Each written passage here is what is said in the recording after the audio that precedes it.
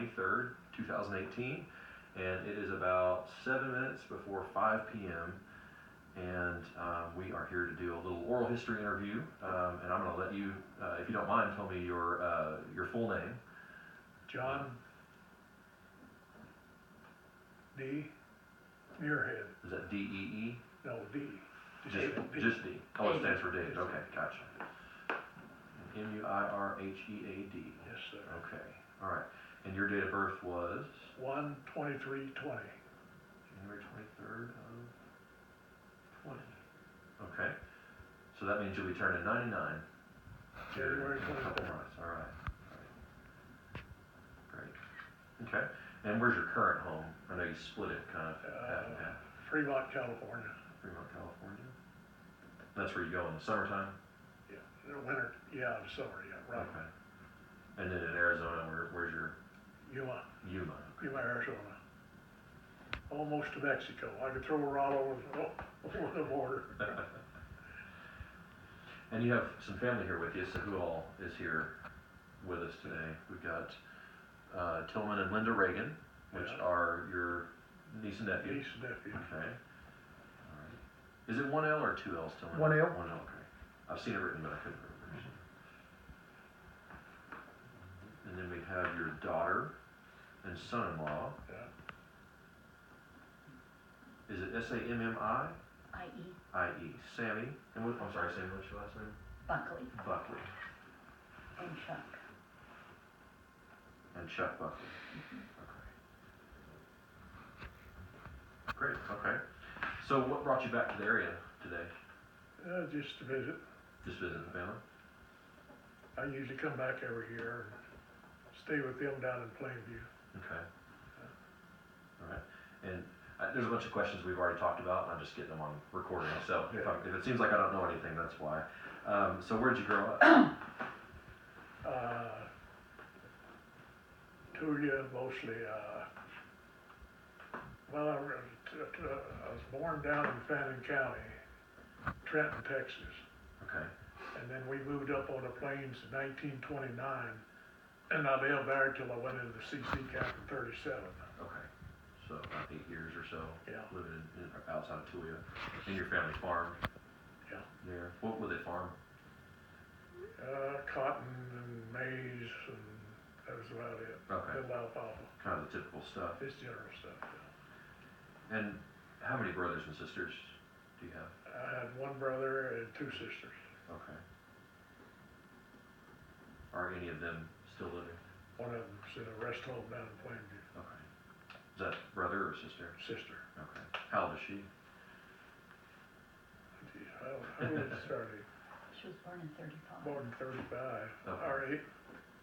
So she's quite younger than you. 87, 80, somewhere in there. Close enough. Okay. 83. She's 83. 83 or 84. Okay. So, as a kid in Tulia, or wherever you happen to be, kind of what were things like for you then? Tough. Tough? Right in the middle of the Depression. There's no work. There was no such thing as welfare. People were working the WPA, Works Progress Administration. Roosevelt started that. And then they started the CCs in 1933, I think. And I went in 1937. And that was about as early as you could join, wasn't it? Like when you were 17? All right. What was your, I guess your family at that time was Still farming. still farming, and was it all, I guess there were 4 kids total? Yeah. In your family, were they all working on the farm? I think my older brother was working in the theater. Oh, okay. Okay. Make a little extra money for. Yeah. Okay. What do you remember the first time you heard of the Depression, or kind of understood that it was happening? Do you have a memory of that? I remember Roosevelt was sworn in March of 1933. And that's right at the height of the Depression. Mm-hmm. And he started all this stuff, put people back, 25% unemployment throughout the nation. People were riding freight trains, riding the rails, looking for work, there was no work. Mhm. And, I guess that was about it. It was just, I remember he started Works Progress Administration, and he started something for women. We had a woman that didn't have a husband, he started something for them. Mhm. And he started CC camps. Mhm. The first one was called Camp Roosevelt. Was it? It was Camp number 1, yes, sir. He was the best president we ever had. I was gonna ask what your feelings were on Roosevelt, so you liked him, huh? He was great, he was great, yeah. The only president we've had that served, he died in his 4th term. Mhm. I remember that very vividly. Mhm. I was stationed, I'd come back to the States, and I was stationed at a prison out east of Oakland. And myself and 2 other guys were raising the colors, 8 o'clock in the morning. Somebody thought Roosevelt died. Boy, you could have dropped the pen. We knew he was pretty sick, but didn't know he was that bad. He died just right as he started his 4th term. Mhm. The only president that ever served more than 2 terms. Mhm. Wonder if he would have served a 5th if he'd lived. Yeah, Maybe. he was pretty well crippled up. Mhm. They had arthritis, and his son walked with him to keep him walking and everything like that. So, let's see. Do you remember the first time you heard of the CCC? How did you hear about it, or where did you learn that it existed? Well, there's some guys that had been in it, and they come back, and they was talking about CCC. That's how I learned about it. Okay. Were they from Tulia? Yeah, and I decided to go in, but I didn't have a birth certificate. Oh, okay. So, my dad had to write a guy back in Fannin County, swore he was president when I was born, Okay. and I got a birth certificate. Okay.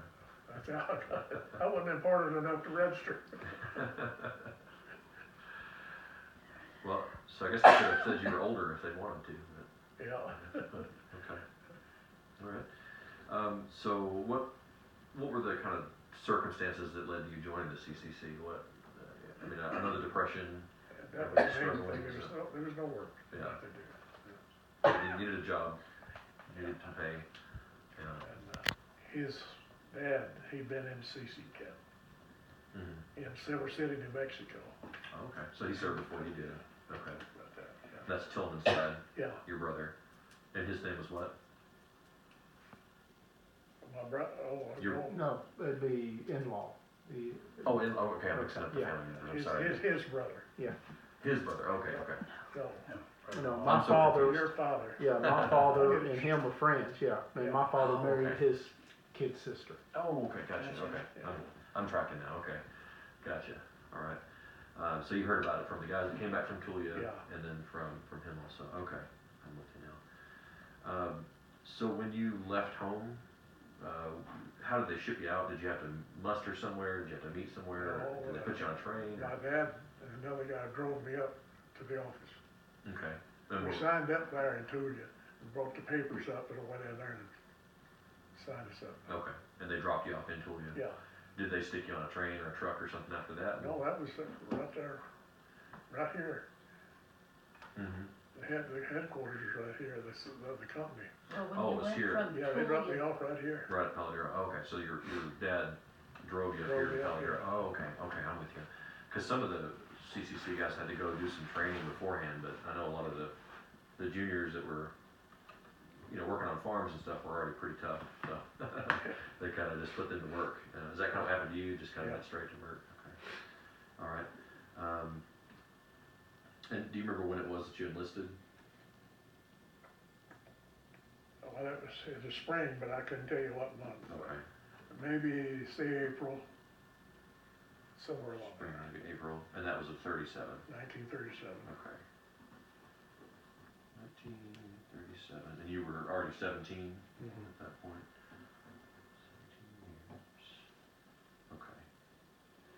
So what are your kind of first memories of the CCC? What were your earliest memories of it? It was an eye-opener, really. I mean, I didn't know they had anything like that. And, first off, they gave you a bunk and clothes then, barracks to sleep in. And, went to work the next morning, went down the hill, down to the valley and worked there for, I don't know, like I was telling you about that Irish buggy I was pushing. Mm-hmm. I weighed about 117 pounds and I was pushing the concrete.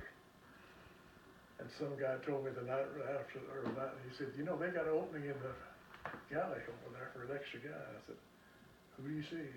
This guy. I went over and put in for it and got it. Man, it was a big relief, better than that Irish buggy.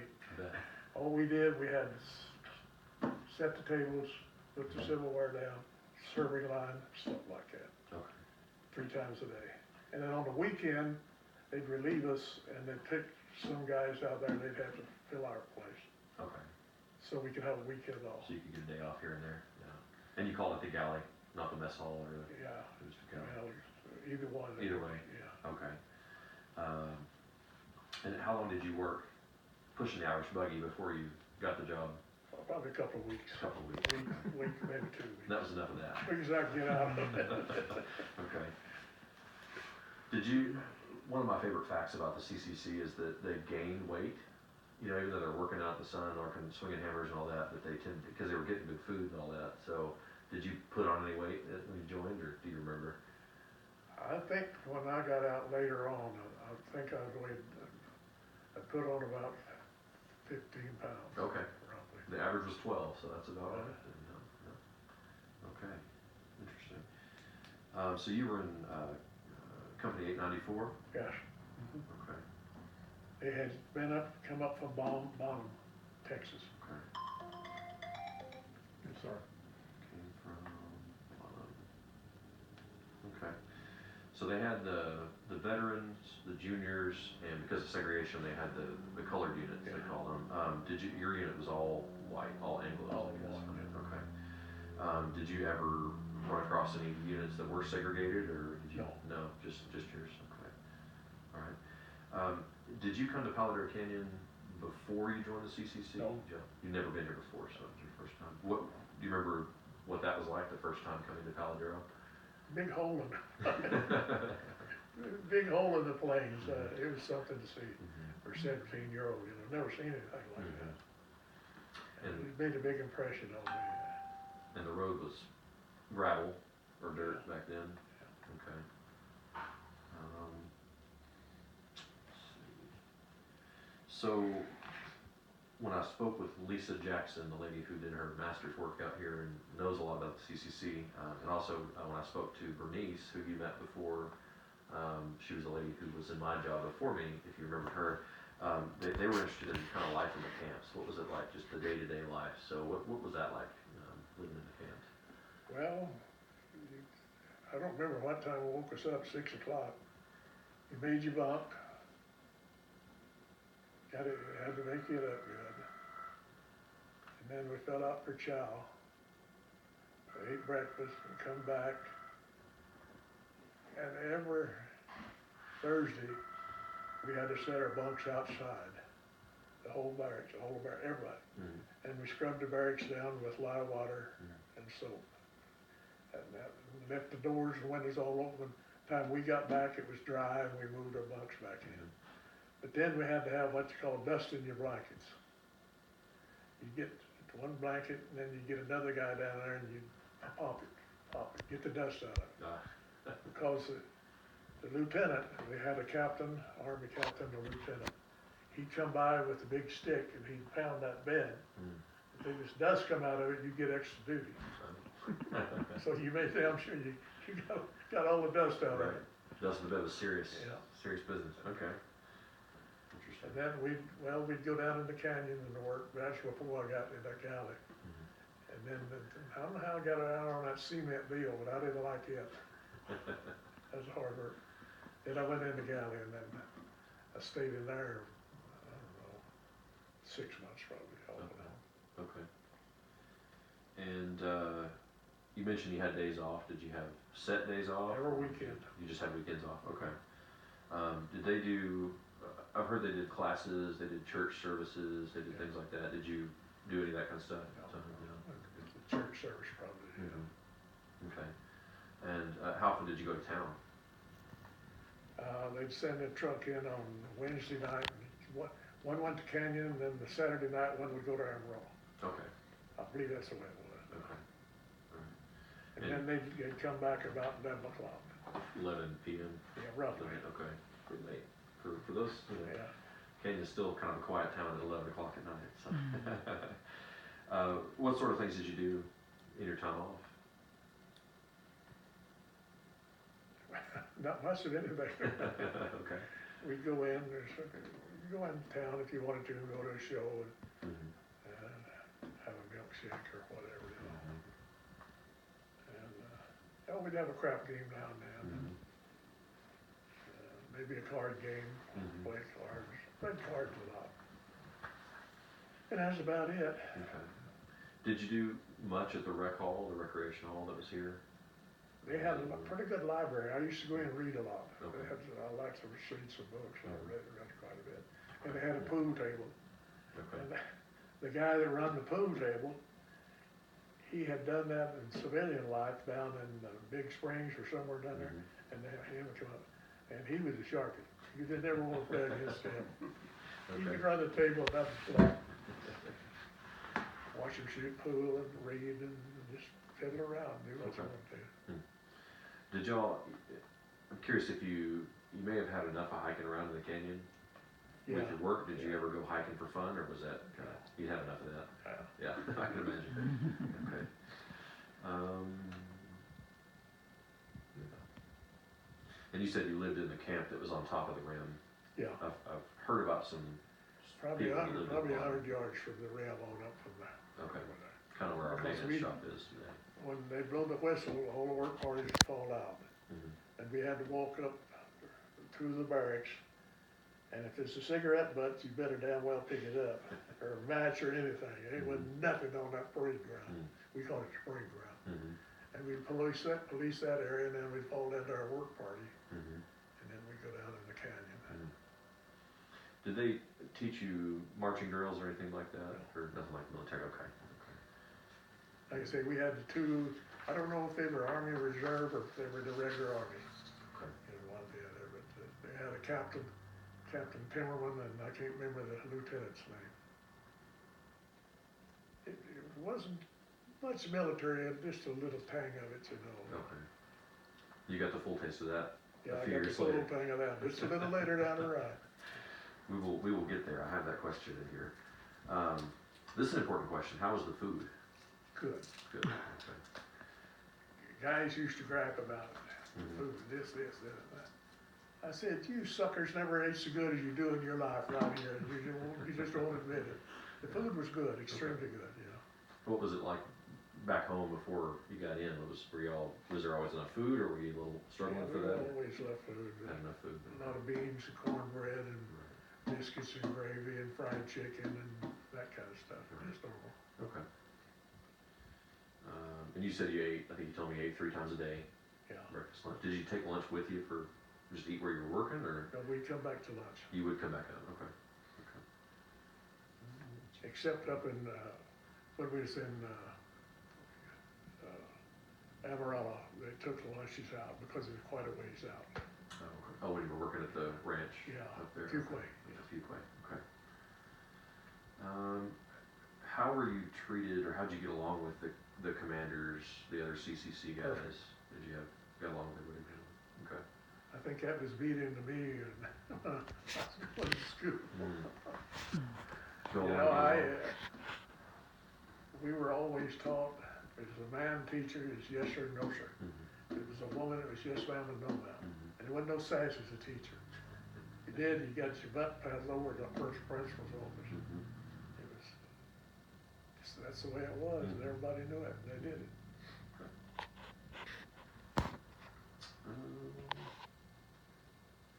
Let's see.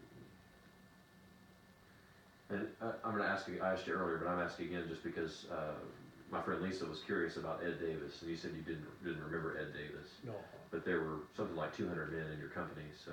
roughly, I'd say, yeah.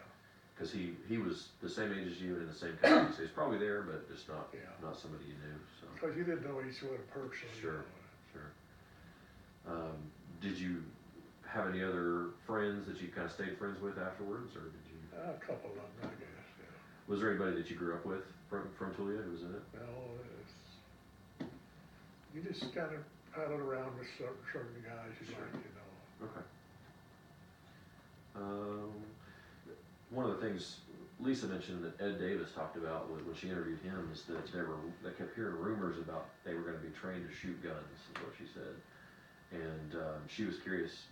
Some of the guys didn't like that. She said I never heard of that. Never heard that. Okay. Okay. Of course, some guys, they like to spread rumors, you know. Sure. But I never heard of it though. Okay. Some of what Company 894 did was dismantling some of the old barracks and things. Did you help with any of that? No, we just pulled out and left. Okay. And they were all still there when you Yeah. went. When we Okay. left, yeah, they were still there. Okay. Went into barracks up there, Fuquay Ranch. Okay. There'd been some people in there before we were up there. At Fuquay. Okay. Right. And so you were here at Palo Duro for how long? Or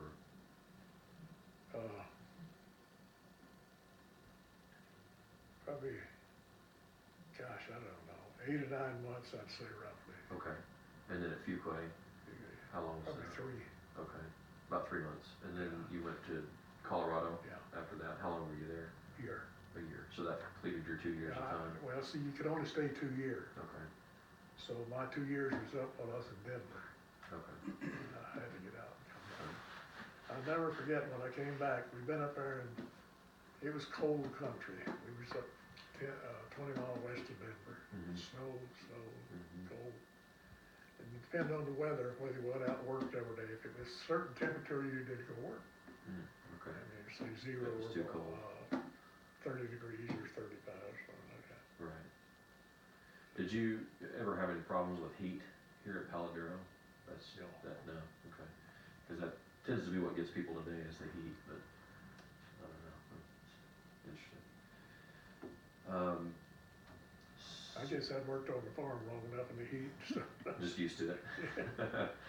That's probably a good thing about having Yeah. local-ish guys, because they were from the Panhandle, and you had some from New Mexico and Oklahoma, where they kind of spread around in Most of them 894. were from Texas. Were they? Okay. Maybe a few from Oklahoma, I think, I'm not sure. Okay. But it seemed like most of them were from Texas. Okay. And they were kind of used to that heat. Yeah. Okay. Now we talked about food, that's important, but so was the pay. And so tell me about how much you were paid. I got 7.5 a month, Okay. room, board, and clothes. And my folks got $22.50. Okay. That's the way it was broke down. Okay. You could keep 7.5 or you could keep 5, so I took the 7.5. Oh, it was a choice. Okay. Okay. And what did you typically do with yours that you got to keep? Oh, just spend dinner, enough to buy a sack of tobacco, Mm-hmm. Coke and the candy bar, and go to show and whatever. Okay. Maybe shoot a few craps. Right. I was going to ask about that. Would the company commanders have frowned on a craps game, or did they mind? I don't think they liked it. Okay. We kind of get around out of sight. Sure. Okay.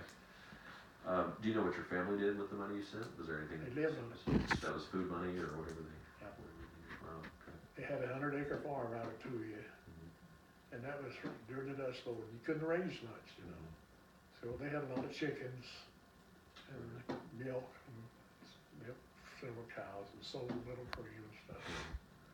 But basically, that's what they lived on. Some fish for the hog. Wow. Were there any skills that you learned in the CCC you didn't have before? I know they were big on teaching. Just a good hard worker. I had that when I went in. Okay. Yeah. And never questioned authority. Just you told something, do something, you did it. Just did it. Yeah. Okay.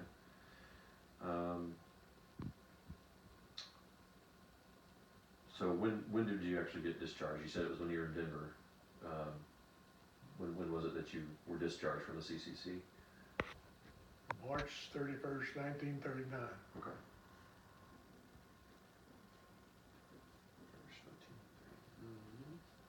Okay. Oh, I was going to tell you, when we went into Denver, first week of April, fourth of April, I think, we pulled into Denver, and it was snowing like mad. Mm-hmm. Big old place coming down.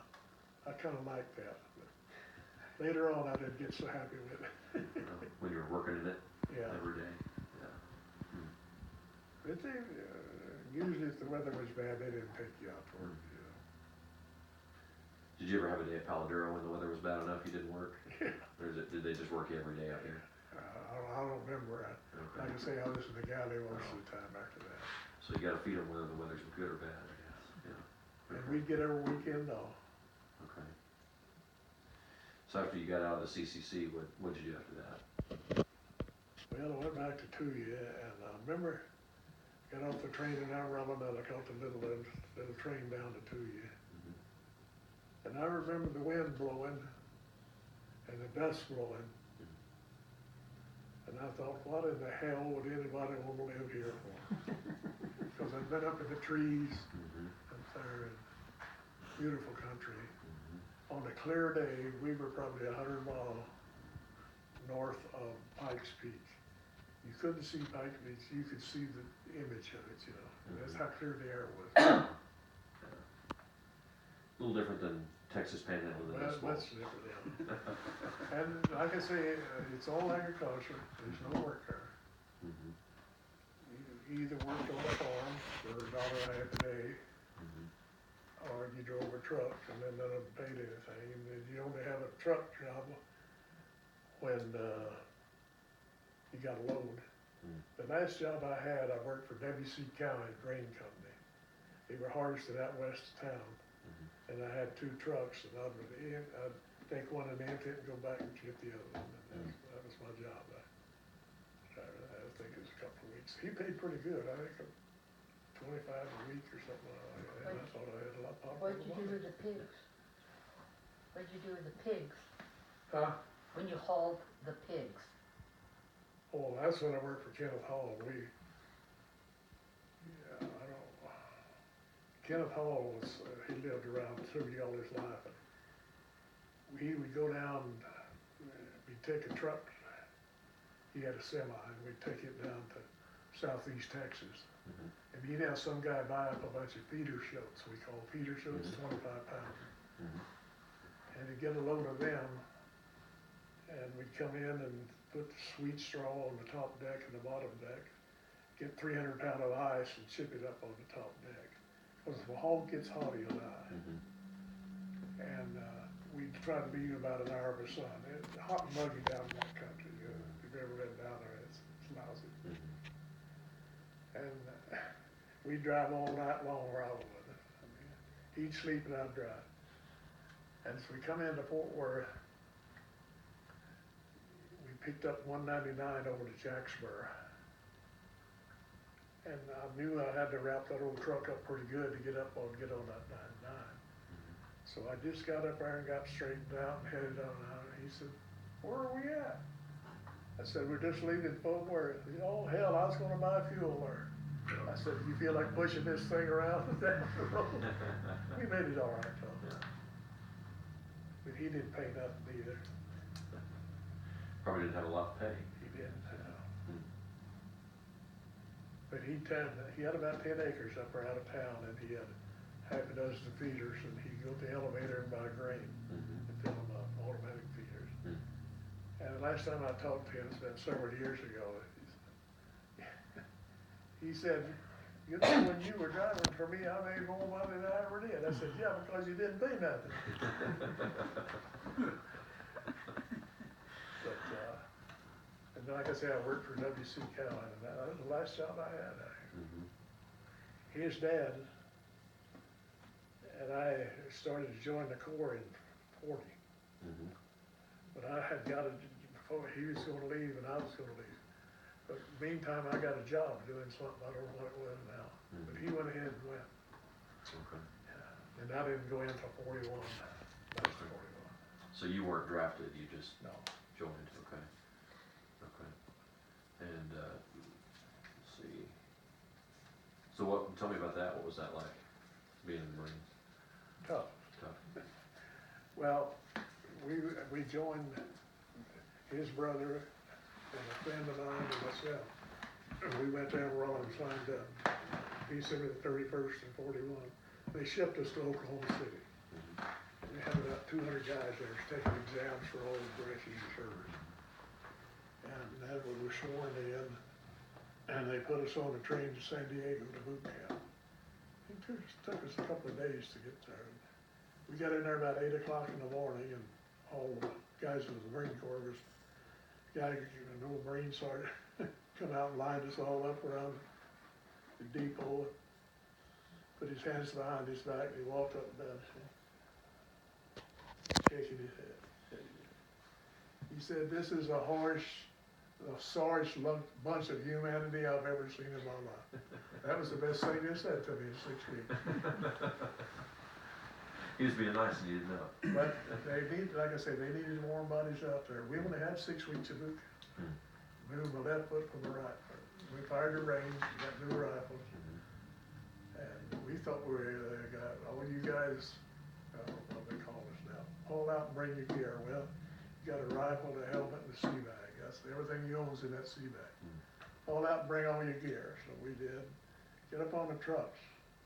First thing we knew, we were down on the docks, falling off on trucks, going up the gangplank to President Hayes. It was a troop transport. Had, I don't know, probably 800, maybe 1,000 troops on that ship. Took us 8 days, I think, to get over there. And it was a mess. Saw 22 ships on the bottom of it. Oklahoma and Utah were capsized. But they were working around the clock, 24/7, raising those ships. They had them all back in service by early 40, mid of 44. And that was in 42 when you saw him sunk. Yeah, that was Pearl Harbor there. It was really a mess. So we got to write a letter when we got over there, you know. And of course, dumb me, I wrote a letter telling her all about all this, that, and the other, you know. And my dad said when we got the letter, all it did was say hello and goodbye. They censored it. Oh, they cut out all the stuff. All the time we were overseas, our letters were censored. Wow, yeah. And so from Pearl Harbor, where'd they send you? Down to the Hebrides. We were there for, I don't know, 6, 8, 10 months. Then we went to New Zealand. Well, that was good duty down there. Good challenge, good duty. We were there a couple of months, I guess. We got new equipment and everything. And we went aboard ship. I believe I don't remember now what day it was. Anyway, we went aboard ship and it was snowing like mad. Of course, it's south of the equator. It's jumping off for Antarctica. We were on North Island instead of Island. I think it was 4th of July we went aboard ship. Man, this is something else. Snow in the 4th of July. I can say I've seen it. And we went back up to the Hebrides. No, we went to Guadalcanal. And on there. And then we were there for a month or two. I don't remember now. And then we loaded us up. We were in a defense battalion is what it was. It's had artillery, anti-aircraft artillery, and light machine gun artillery. And they gave us this 58 CB battalion, and their job was to go up and clear a runway and build a runway. So our job was to keep the Japs off of them, the planes. So we did a pretty good job of that. And I don't remember. We were there. I don't know how long. Went back down the canal. That must have been in,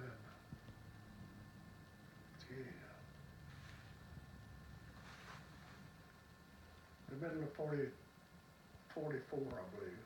No. Early 44. Went back down there and we fooled around, did our duty and do this and do that. And then they loaded us up, or get ready to load us up to go to Palo, put us in the 1st Division to go to Palo with them. I looked on the bulletin board and my name was up there, return to the States. Thank you, Lord, appreciate that. You don't have much. But then, we had to wait till the ship coming in that was going to the States. So we'd draw working parties, unloading ships and loading ships, and doing guard duty, just chitter, pulling around. I think the first day of November, October, November. Guy come in and said, "Oh, you guys going to the States, pull out and bring your gear." Well, you got a sea bag, that's all you got. And that's your rifle and helmet over there. We went aboard ship. Landed, took us, I believe, 23 days from Guadalcanal to San Francisco. I believe that's what it was. And then we got off there and stayed all night on Treasure Island. And then loaded us up the next night on a train, shipped us back to boot camp in San Diego where we started out. And they processed us there. We drawn clothes, got paid up to date. I had a ton of money on the books because I hadn't drawn any. And there's that much money in the country. I think I was making 56 a month or 59 a month, I don't remember now. But anyway, they processed us there, got a 30-day leave and 5 days traveling. So I come back here to Texas, see the folks. And I went and caught the train and reported in out to Shoemaker. It was Camp Parks and Shoemaker. Part of it was CBs, part of it was regular Navy. And they had a Marine detachment on it, and I got assigned to that. It could have been better duty. Thought I'd died and gone to heaven. We were on 24, we were off 24. Every other weekend we were on 48, every other weekend we were off 48. And a good chow there. The only thing, if you didn't like cornbread and beans, you didn't go to chow on Saturday morning.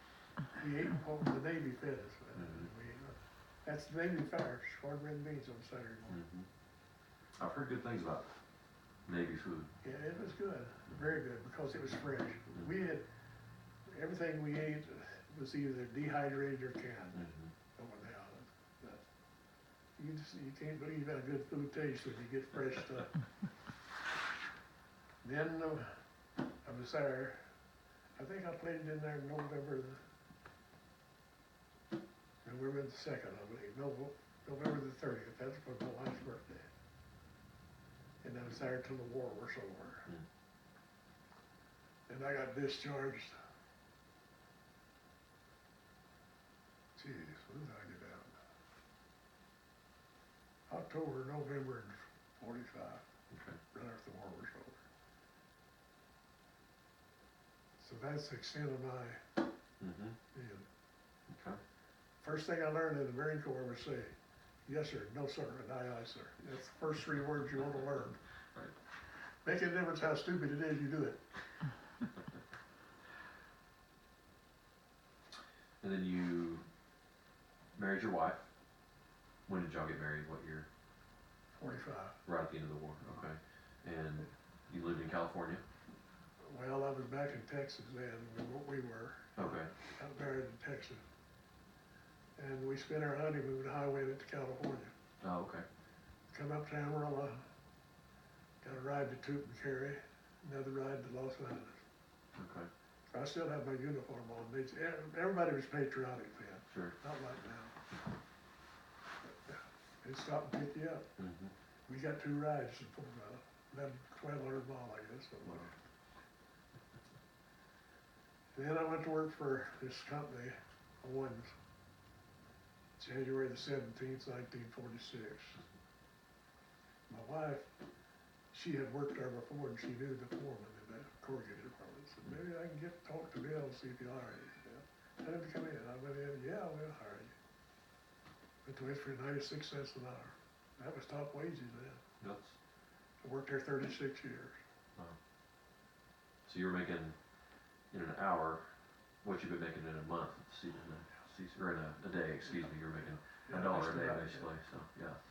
Wow. And, So 36 years there. yeah, 36 years. I was making about 10, I guess, when I retired. The reason I retired, my wife had a scoliosis, and she'd had a cerebral hemorrhage.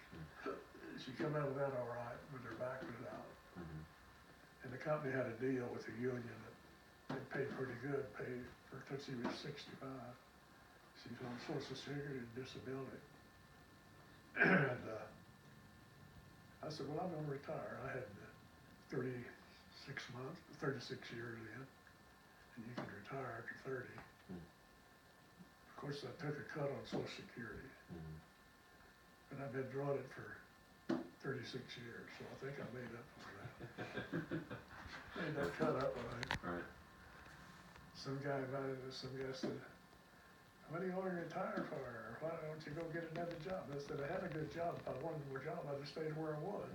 Who the hell's going to buy a 62-year-old man, you know, then?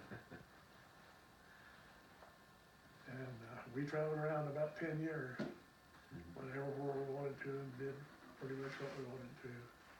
Your wife's name is Leona, Yeah, is that right? And how many kids did you have? had two 2 kids. 2 years. Okay. And I met Sammy, Yeah. and your other daughter's name is? She's Sheila. She lives out Sheila. on the coast. Yeah. Okay.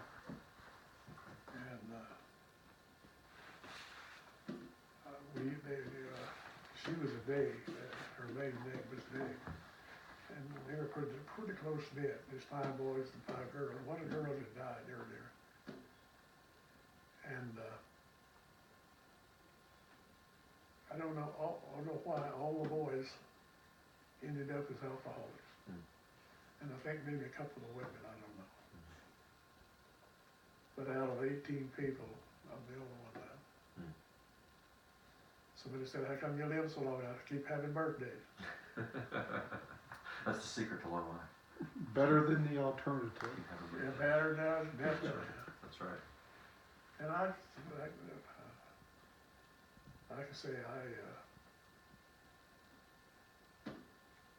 come back, what's this, the 4th year? See you guys, 3rd year or 4th year? What? Come Did you back get- here. How about 30? You've been staying with us, I guess, for about, That's what I mean. oh, yeah, probably, 5 or 6. yeah, 5 or 6, maybe 7 years. It's, see, I'm in Yuma already, and it's 900 miles from Yuma to Plainview. And I understand you're not hiring a driver to bring you. Yeah. You just drive yourself. Oh, old John. He leaves Fremont, drives to Yuma, gets himself set up, leaves Yuma, and drives to Texas. Then he used to leave Texas and go back to Yuma, and then he would leave Yuma and come home back to the Bay Area for Christmas. And I finally said, you know, Dad, you don't have to come home for Christmas. Oh, good. One less. This trip to make. Yeah.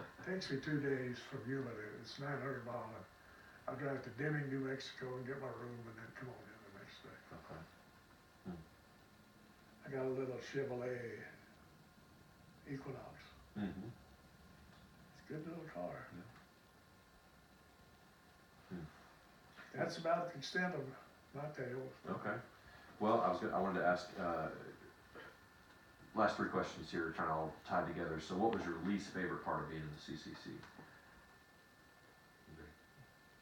I've not heard you say anything bad about it, but I just wonder if there's anything you didn't like. I enjoyed it all. Okay. He said leaving it. Leaving it, okay. Yeah. Okay. So what was your favorite part? Is there one thing you can pick out that was the best? 3 meals a day. 3 meals a day. Can't argue with that. And this one, a little hard question, but what does the CCC mean to you? Well, it's called the Civilian Conservation Corps. It meant a job, and I could help the family, and I could make out all right. And I had to get out when I did, because you only stayed 2 years. I came back here, and that's when I told you about the dust and the wind blowing. Yes, sir. And there was no work, you just. Then when the war broke out, I said, hell, I'm going in the Corps, you guys wanna go, okay. It got kinda rough sometimes, but it wasn't too bad. I was in there. God, I guess over 3 years. Almost 4 years, Yeah, like a couple of months before here. Somebody says, how'd you meet your wife? I said, in a bar. What do you mean in a bar? I said, that's where I met her. It's- I used to get awful, at noon I'd go in and I'd drink in this bar a little bit. I don't drink anymore, I gave that up 50 years ago. I was sitting there having a drink, and somebody hollered, hey John, who the hell knows me in here? It was a guy, I slept, I had double deck bunks when I went out to Shoemaker. And of course, the new guys get the top bunk, and he had to stink in his damn feet. He was underneath me. Harold Rapley was his name. And him and my wife's best friend had got married that morning, and they were in there celebrating. Ah. That's how I met her. That was long in the spring, I guess. And, when it was now. And we got married in November. And she was from Oklahoma Yeah. originally, someone told me? Okay, yeah, But they've been in California for about 7 or 8 years. right, kind of people fleeing the Dust Bowl, Yeah, getting away from all that, yeah. exactly. Well, I don't remember if I announced to the camera that our superintendent Joseph Allen is here, but I think I can speak for probably both of us when I say that the CCC is part of the legacy that we hope we're continuing today. We wouldn't have all the state parks that we have. The CCC built over 800 of them, and we've got about 30 or so here in Texas that still operate that are CCC. It's about a third of our state park system that we wouldn't have without you guys doing what you did. So thank you for That's one of the best everything. things that Roosevelt started. I agree. Yeah. All but one state park that I've ever worked at was a CCC park. Yeah. It's just such That a says such a something, legacy. right? Absolutely. And we wouldn't have all the things that we do. There's so much that happens here. It's because of you guys, and all that you did. I enjoy the seas. The guys bitched about the food. I said, you suckers never ate so good in your life. Well, one time overseas, we ate, it must have been 6 months, 8 months, twice a day. Mm-hmm. We were in an aircraft on the airstrip. Mm-hmm. And we'd eat about 9 in the morning and about 4:30 in the afternoon, 5, something like that. And that went on for, I don't know, 8, 10, 7, 8 months, 10 Mhm. months.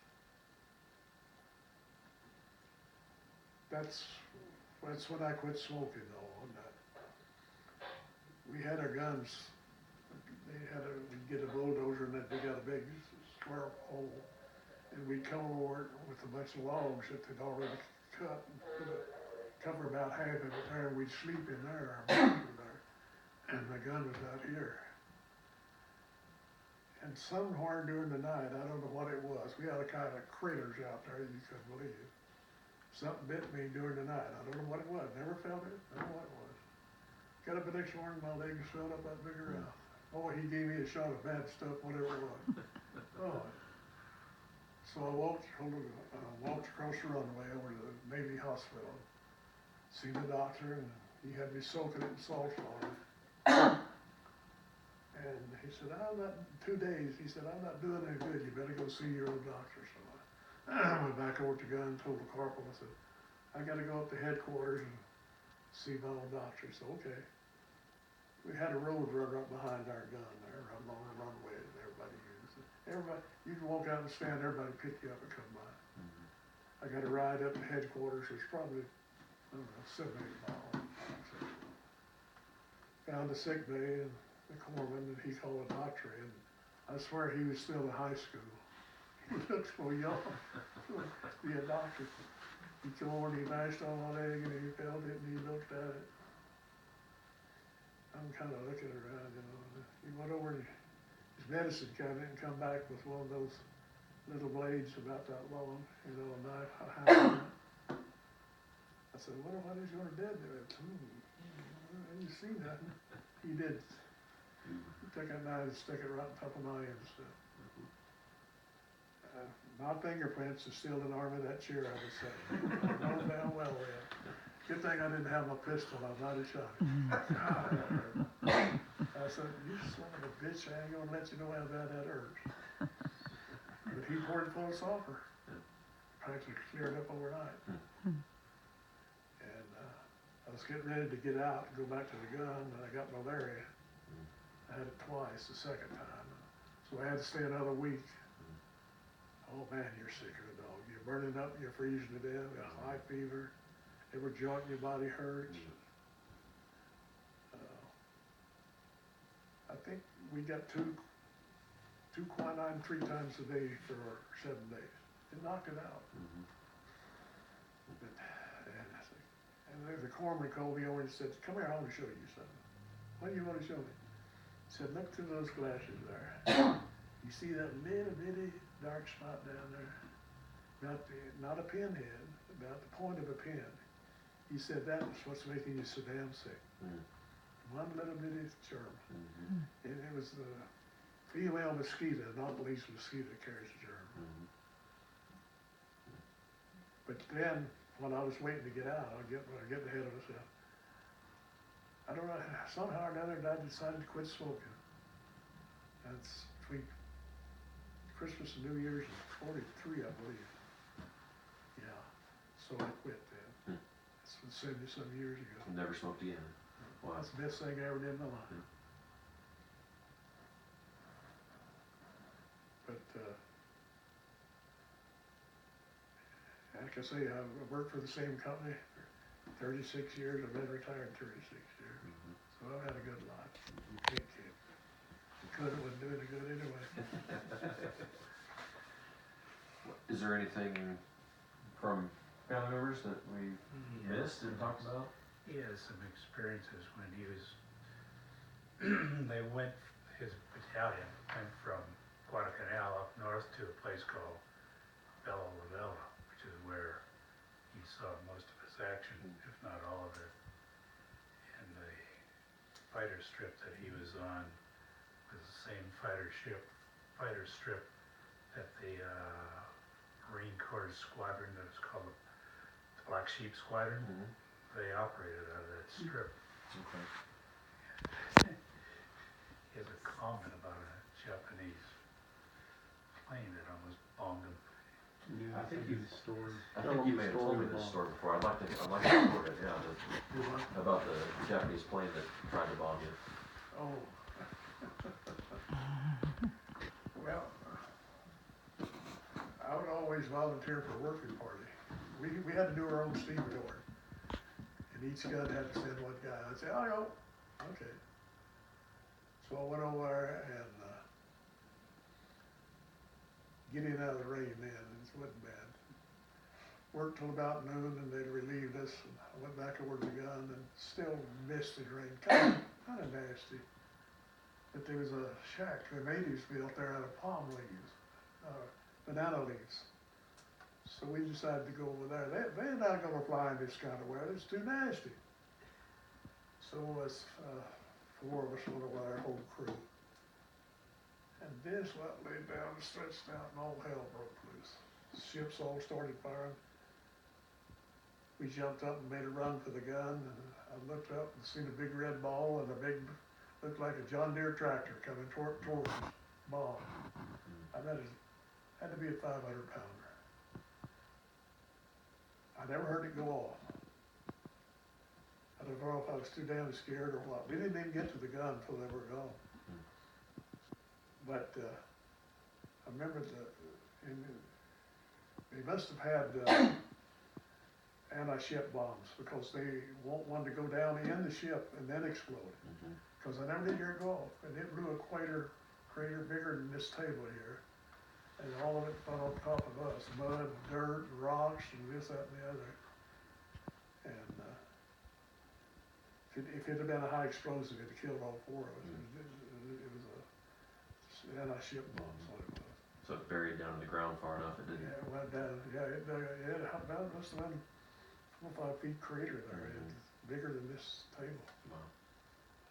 That was our lucky boy day. How about the time the plane came in with a live bomb? Oh. Yeah, we just finished the runway. They're still working on it. And P-39 come in and he buzzed the runway. That means clear, he's coming in. had a extra gas tank on it, wasn't released over the target. So he just come back, and he come back and they'd had it already cleared. And when he hit the runway, the tank exploded. The whole plane was on fire. Slid right down the middle of the runway. You couldn't have guided it quicker. And I thought, that guy's gotta be dead. Stopped right behind our gun, about 100 yards behind us. Pilot got out on the wing and jumped off. That guy lived a charmed life. I couldn't believe it. How about when they were disarming that bomb? Huh? They were disarming the bomb that time. Oh. Well, that one sat there and burnt and all the ammunition, so we had to get in the home and stay, because the ammunition was exploding. And the other one came in, TBF, torpedo bomber, they used them for horizontal bombing. They'd been up to Bougainville and all up bombing a bunch of them. That's why they wanted that runway, so they could bomb them from there.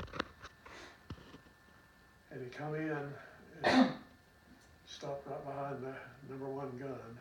We were number 2. And opened the bomb bay door, and the bomb fell out on the ground. Well, the crew hauled up, got away from it. They sent down a crew to disarm it. And the last they saw was the guy sitting straddled of it with a hammer. And you get looky-loos. You know what looky-loos is? People that see something that they don't know what's going on. So it must have been 15 or 20 of them standing there looking around, that damn bomb went off. Blew a body up behind our gun, all of us are just the body, the head, torso, and just the torso. Killed 16 guys. And sent, well, burnt 2 planes up and a fuel truck. It was just an accident. Military has accidents like anything else. Sure. And you were down in your hole when that went off? No, we were fired up from it. We did it when we didn't get off. We were probably 100 yards or 150 yards out of it. Yeah. I'm not sure that pilot's the only one who lived a charmed life. But the same crew that relieved us on their Hammer Day, Army crew, they relieved us on the other island. Same night. But you guys are just following us around. Anything else that y'all? No? One thing he always did say, if I haven't had a hard time, I haven't had any time at all. I mean, what you see is what you got. Good person. Yeah, I'll second that. I gave, this friend of mine, he was from Spanish Fork, Utah, and I used to ride with him down in Yuma. He delivered meals on wheels. And we got to talking one day, and then Barney was his name. I said, Barney, you hear these people talking about the good old days? Yeah, they were. I said, I remember them, but I don't remember them being too damn good. I said, I'll give you an example. I said, the good old days, the ice cream cone was a nickel. I didn't have the nickel. So that made it expensive, didn't it? Tell them about the running water y'all had. Let me finish this one. I said, now they're $1, but I've got the dollar. That's it. Now's the good old days. About what? Good advice. You're running water as a kid. You had a house with running water. Out back. Where you said if you wanted it, you had to run out there and get it. Oh, that's what I lived here. Yeah, we had running water. I told people, well, we had running water. Trouble was, I had to run out the well and get it.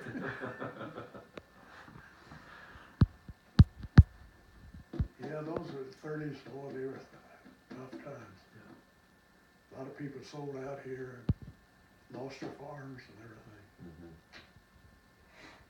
Wheat got so cheap, I think it got down to 24 cents a bushel in 1931. They couldn't afford to cut it. Costs more to cut it than it was worth. Just leave it in the field, I guess, at that point. What do you do? His brother-in-law moved to California, 38, 39, with 4 kids. They got to California, and they gave him money and told him to go back to Oklahoma. Well, they bought him a bill of groceries Is that what it and was? gave him money. Send him back to Oklahoma. There's no jobs out here, you gotta send Too him back to Oklahoma. Too many already came and took all the jobs, huh?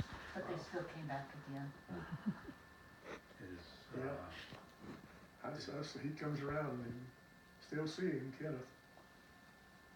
Well, He, that's the child. he's has, migraine headaches real bad. Oh, he gets sick. I tried to talk him into using, I said, Ken, why don't you try marijuana? Because I hear it's pretty good medicine. Well, I don't wanna get hooked on that, but he's still got the damn headaches, he never did try it. I said, I think you're nuts, I'll try it. Yeah. The reason I saw that, I see that, it lives in Virginia. This lady had a child, 4 or 5 years old, would get epilepsy, you know, they, Seizures. and she'd heard something about the, oil from marijuana. So she had to get a special bill passed to the legislature of Virginia to get the bill for that. The child would have a spasm, and they put 1 drop under her tongue. Take care of it. So there's a lot of good stuff. A lot of stuff comes from it. It is good, you know. It's medical. You couldn't have hired them. They scared me. The guys did about smoking marijuana when I was a kid. Told what all they do to you. You couldn't have hired me to smoke a marijuana cigarette. But I kept trying to get into it. I talked to him the other day, and now he's got rheumatism in his knees. That I'm trying to walk. How old is he? I was about 10 years younger than you.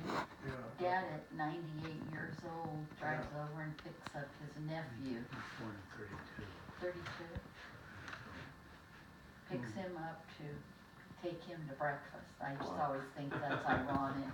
He was the oldest kid, and he's the only one. This is your brother's kids? Yeah. Brother-in-law. Brother-in-law. Brother-in-law's kids. Wife's older brother's kid. Gotcha. One of the reasons, Damn, he come down to Yuma. What was it when you were there? okay, Remember, you're being recorded. don't tell him that. The real reason he joined the Marine Corps was he had no desire to go to Europe and go be in the snow. His brother did though. You wanted to go where it was warm. You got it. Warm and mosquito-y. Oh, God. We name it, it's over there. We were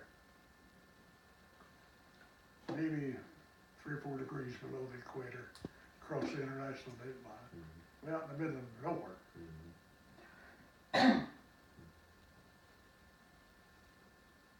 It was a learning experience.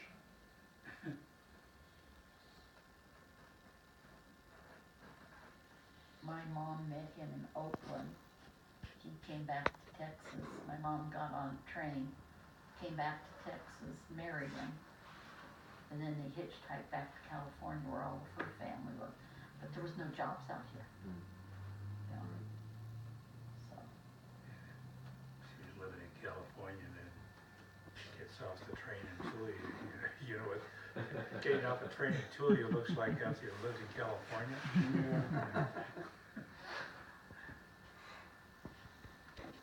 Hasn't changed much. Probably not at all, especially Tulia. I described Tulia to him. I told him, did I disappoint you with how I described it?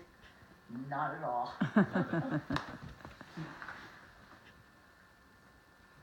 Is there any, Joe, is there any questions or anything you wondered?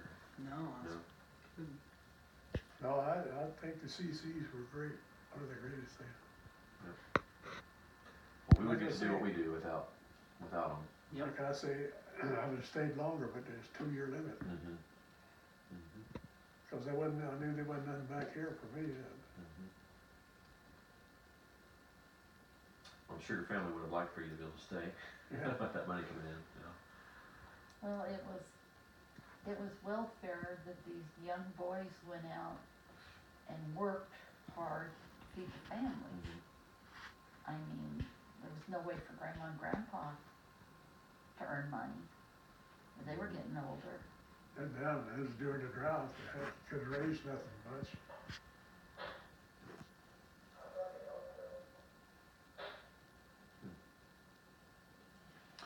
Well, I just appreciate so much getting to see you again, and thanks for letting us Hope I answered what you record. wanted. You did, absolutely. Is there anything else that we missed that you feel is really important to share? Okay. It's, but CCs are great. Okay. We'll see you next year. Yes, you gotta come see us.